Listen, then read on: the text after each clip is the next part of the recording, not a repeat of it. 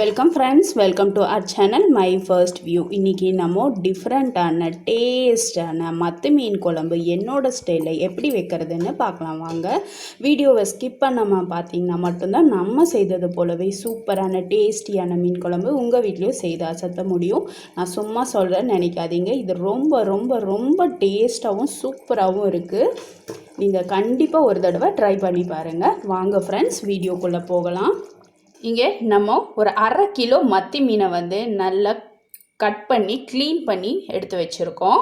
அடுத்ததாக நம்ம இங்கே புளி பார்த்திங்கன்னா நல்ல ஒரு பெரிய எலும்பிச்சை சைஸ் அளவுக்கு ஊற வச்சுருக்கோங்க. இப்போ இந்த புளியை நல்லா கரைச்சிக்கலாம்.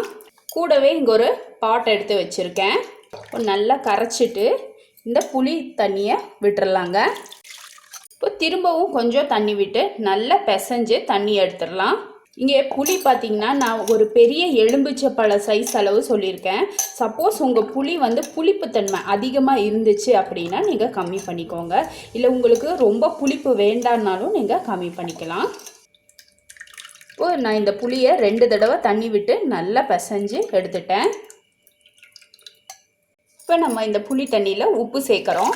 கூடவே 1/4 டீஸ்பூன் அளவுக்கு மஞ்சள் பொடி சேர்த்திடலாம். இப்போ இது எல்லாத்தையும் நல்லா கலந்து விட்டுறலாங்க. உப்பு நல்லா கரையட்டும். இப்போ இந்த புளி தண்ணியில் நம்ம இந்த மீனை போட்டுடலாங்க. இப்போ இந்த மத்தி மீனை புளி தண்ணியில் நல்லா கலந்து விட்டுறலாங்க. இப்போ இது ஒரு 10 நிமிஷம் அப்படியே இருக்கட்டும். அதாவது இந்த புளி தண்ணியில் இந்த மீன் ஒரு 10 நிமிஷம் அப்படியே சோக் ஆகட்டும். இது எதுக்காக இப்படி பண்ணுறோம் அப்படின்னு பார்த்தீங்கன்னா, மீன் நல்ல ஒரு grip கொடுக்கும், அதுக்காக. இப்போ இது ஒரு 10 நிமிஷம் அப்படியே இருக்கட்டும். அடுத்ததாக நம்ம இங்கே பூண்டு பார்த்திங்கன்னா ஒரு 10 பல் அளவுக்கு உரித்து வச்சுருக்கோம். இதுக்கு பார்த்திங்கன்னா குட்டி குட்டியாக இருக்குது. பெருசாக இருந்தால் குட்டி குட்டியாக கட் பண்ணிக்கோங்க, 2 கட் பண்ணிக்கோங்க. இது ரொம்ப குட்டியாக இருக்குனால நான் இதை இப்படியே போட போகிறேன். அடுத்ததாக நம்ம இங்கே சின்ன வெங்காயம் பார்த்திங்கன்னா ஒரு 2 கைப்பிடி அளவுக்கு எடுத்து வச்சுருக்கேன். இதில் ஒரு 4 வெங்காயம் மட்டும் நம்ம எடுத்து வச்சுக்கலாம் தனியாக. இப்போல் ஒரு 4 வெங்காயம் மட்டும் தனியாக எடுத்து வச்சுக்கலாங்க. இப்போ இதை நம்ம 2 கட் பண்ணிக்கலாம். இந்த சின்ன வெங்காயத்தை இது போல் 2 கட் பண்ணி வச்சுக்கலாம். நீங்கள் பூண்டும் கட் பண்ணுறதா இருந்தால் கட் பண்ணிக்கோங்க. இப்போ நம்ம வெங்காயத்தை 2 கட் பண்ணியாச்சு. அடுத்ததாக நம்ம இங்கே 1/2 மூடி தேங்காய் எடுத்துருக்கோம். இந்த தேங்காவை எடுத்துடலாம். இப்போ நம்ம இந்த தேங்காவை கட் பண்ணி அரைச்சி தேங்காய் பால் எடுக்க போகிறோங்க. நமக்கு கெட்டியான ஒரே ஒரு தேங்காய் பால் இருந்தால் போதும். 2ஆம் பால் 3ஆம் பாலில் தேவையே இல்லை. இப்போ நம்ம இதை தண்ணி ஊற்றி அரைச்சி எடுக்க போகிறோம். இப்போ நம்ம தேங்காவை அரைச்சாச்சுங்க. இப்போ நம்ம பால் எடுத்துக்கலாம். இந்த கெட்டி பால் தான் நமக்கு வேணும். இப்போ நம்ம கெட்டியான தேங்காய் பால் எடுத்தாச்சு. இங்கே நம்ம மீடியம் சைஸ் தக்காளி 3 எடுத்துருக்கோங்க. பெரிய சைஸாக இருந்துச்சுன்னா 2 தக்காளி போதும். இப்போ இதை நம்ம மிக்சர் ஜாரில் போட்டு நல்லா நைஸாக அரைச்சிக்கலாம். இங்கே நம்ம தக்காளியை அரைச்சி எடுத்தாச்சு. இப்போ இந்த மீன் பார்த்திங்கன்னா ஒரு 10 நிமிஷமாக ஊறிட்டு இருக்கு இல்லைங்களா? இப்போ இந்த மீனை நம்ம எடுத்துடலாம். இப்போ இந்த புளி தண்ணியில் நம்ம கட் பண்ண சின்ன வெங்காயம், பூண்டு, அரைச்ச இந்த தக்காளி, இது கூட நான் இங்கே 1 டேபிள் ஸ்பூன் அளவுக்கு மிளகாய் பொடி சேர்க்குறேன். 2 டேபிள் ஸ்பூன் அளவுக்கு மல்லிப்பொடி, 1/2 டீஸ்பூன் அளவுக்கு சீரகப்பொடி, கூடவே 1/2 டேபிள் ஸ்பூன் அளவுக்கு காஷ்மீரி சில்லி பவுட்ரு சேர்க்குறேங்க. இது கலருக்காக மட்டும்தான் சேர்க்குறேன். இப்போ இது எல்லாத்தையும் நல்லா கலந்து விட்டுக்கலாங்க. இப்போ இதோட கொஞ்சமாக கருவேப்பிலையும் கிள்ளி போட்டுக்கலாம். கூடவே 2 பச்சை மிளகாயும் கட் பண்ணி போட்டுக்கலாங்க. இப்போ இதை திரும்பவும் நல்லா கலந்து விட்டுட்டு டேஸ்ட் பண்ணி பார்த்திங்கன்னா உங்களுக்கு உப்பு புளி காரம் எல்லாம் ஈவனாக இருக்கான்னு பார்த்துக்கோங்க. சப்போஸ் உங்களுக்கு காரமோ புளியோ ஏதாவது பத்தலைன்னா இந்த டைமில் அட்ஜஸ்ட் பண்ணிக்கோங்க. நான் டேஸ்ட் பண்ணி பார்த்துட்டேங்க, ரொம்ப சூப்பராக இருக்குது. மீன் போடாமையே ரொம்ப சூப்பராக இருக்குது. இப்போ இதில் இந்த தேங்காய் பாலை விட்டுறலாம். இதையும் சேர்த்து நல்லா கலந்து விட்டுறலாங்க. இப்போ நம்ம இதை வேக வைக்க போகிறோம். இது ஒரு 10 நிமிஷம் நல்லா கொதிக்கட்டுங்க. இந்த பச்சை வாசமெல்லாம் போகட்டும். பார்த்திங்கன்னா நல்லா கொதிச்சிட்ருக்கு. நம்ம போட்ட இந்த வெங்காயம் பூண்டெல்லாம் இருக்குது இல்லைங்களா, அது நல்லா வெந்துடணும். அந்தளவுக்கு நம்ம வேக விடணும். இப்போ நம்ம திரும்பவும் இதை மூடி வச்சு வேக விடலாம். இப்போ பார்த்திங்கன்னா பச்சை வாசமெல்லாம் போயிடுச்சு. இந்த வெங்காயம் பூண்டெல்லாம் நல்லா வெந்துடுச்சுங்க.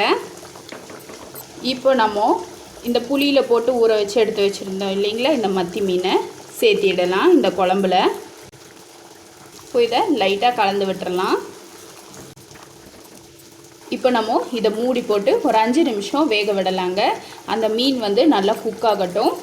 இப்போ மீன் வேகிறக்குள்ளார நம்ம எடுத்து வச்ச இந்த சின்ன வெங்காயம் ஒரு 4 வெங்காயம் எடுத்து வச்சு இல்லைங்களா, அதை வந்து பொடியை கட் பண்ணிக்கலாம். இப்போ ஒரு 5 நிமிஷம் ஆயிடுச்சு. நம்ம ஓப்பன் பண்ணி பார்க்கலாம். நம்ம இது வரைக்கும் எண்ணெயே சேர்க்கலை. பார்த்திங்கன்னா எந்த அளவுக்கு மீனோட எண்ணெய் அப்படியே தெளிஞ்சு நிற்குதுன்னு பாருங்கள். இப்போது நம்ம இதை நல்லா திருப்பி விடலாங்க. இது போல் கரண்டி போட்டெல்லாம் கலக்கக்கூடாது. ஸ்டேரிங் வச்சு திருப்புற மாதிரி திருப்பி விட்டோன்னா மீனெல்லாம் நல்லா கலந்துடும். இப்போது லைட்டாக டேஸ்ட் பண்ணி பார்க்குறேன். அம்மா சொல்லவே முடியாதுங்க, அந்த அளவுக்கு சூப்பராக இருக்குது. நீங்கள் கண்டிப்பாக நீங்கள் இதை ட்ரை பண்ணியே பார்த்தே ஆகணும். இப்போ இந்த குழம்புக்கு தாளிச்சிடலாம். தாளிப்புக்காக சின்னதாக ஒரு வாணலி வச்சுருக்கேன். தேங்காய் எண்ணெய் நான் இதில் சேர்க்குறேங்க. ஒரு 2 டேபிள் ஸ்பூன் அளவுக்கு தேங்காய் எண்ணெய் சேர்க்குறேன். எண்ணெய் சூடானதும் ஒரு 1/2 டீஸ்பூன் அளவுக்கு நான் இதில் கடுகு சேர்க்குறேன். கடுகு பொரிய ஆரம்பிக்கும் போது ஒரு 1/4 டீஸ்பூன் அளவுக்கு வெந்தயம் சேர்க்குறேன். இப்போ நம்ம பொடியாக கட் பண்ணி வச்சு இந்த சின்ன வெங்காயத்தை இதோடு சேர்த்துடலாங்க. இந்த வெங்காயம் லைட்டாக கோல்டன் கலர் ஆகட்டும். நம்ம வடகம் தாளிப்போம் இல்லைங்களா, அது போல் தான் இது. இந்த வெங்காயம் பொன்னிறம் ஆக ஆரம்பிக்கும் போது ஒரு சிட்டிகை அளவுக்கு பெருங்காயத்தூள் நான் இதோட சேர்த்திக்கிறேன். இதையும் சேர்த்து நல்லா வதக்கிக்கலாம். கருக்க விட்டுறக்கூடாதுங்க, முக்கியமான விஷயம். பொன்னிறம் ஆகணும், அவ்வளோதான். இப்போது கிள்ளி வச்சுருக்க கருவேப்பிலையை சேர்த்திடலாம். சேர்த்து ஃப்ளேமை ஆஃப் பண்ணிடலாங்க.